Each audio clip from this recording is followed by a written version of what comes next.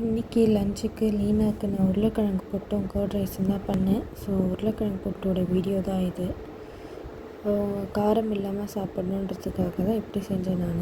எப்பவும் போல் கடுகு, உளுத்தம்பருப்பு, தாளிப்பு எல்லாமே போட்டு அது நல்லா பொரிஞ்சதும் நல்லா பொரிய விடுங்க.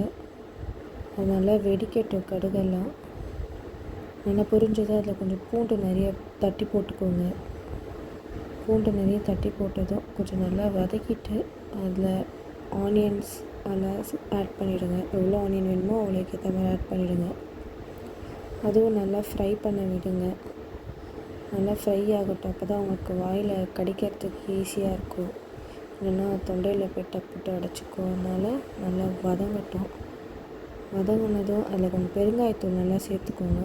உருளைக்கிழங்குன்றதுனால நல்லா வதங்கினதும் சும்மா புளிப்புக்காக ஒரு அரை தக்காளி போட்டேன் நான். உங்களுக்கு எவ்வளோ வேணுமோ போட்டுக்கோங்க. இந்த மஞ்சத்தூளும் பெப்பரும் அது மட்டும்தான் நான் சேர்த்துருக்கேன்.